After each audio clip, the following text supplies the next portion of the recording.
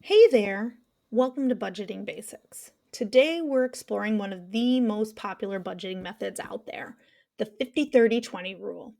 If you found traditional budgeting to be too complicated or time consuming, or you are just starting out on your budgeting journey and you feel so overwhelmed, this approach might be perfect for you. The 50-30-20 budget divides your after tax income into just three categories: 50% for needs, 30% for wants, and 20% for savings and debt repayment. This simplicity is what makes it so powerful and much easier to maintain. So, let's break down what counts as needs. Housing costs like rent or mortgage, utilities, including cell phone, groceries, transportation, insurance, and the minimum required debt payment for your credit cards or any loans you might have. These are expenses that you must pay to maintain basic living standards.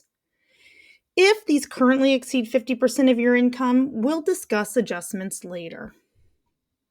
Now, the wants category includes dining out, entertainment, any hobbies you may have, vacations, subscription services, think Spotify or Netflix, and any non essential shopping.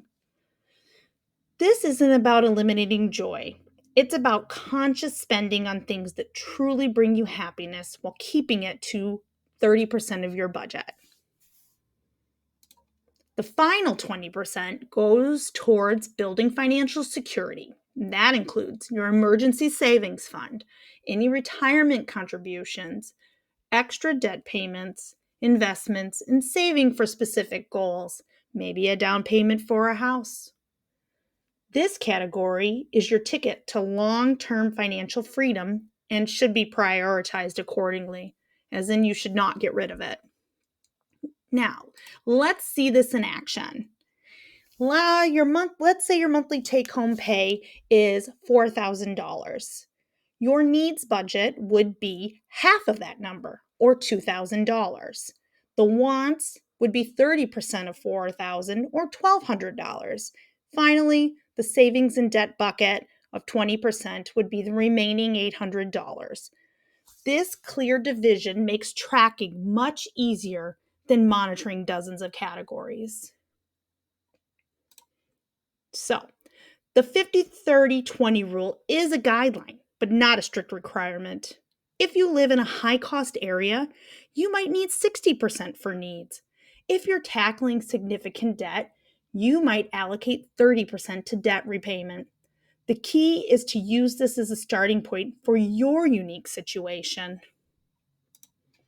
If you enjoyed this content, please like and subscribe.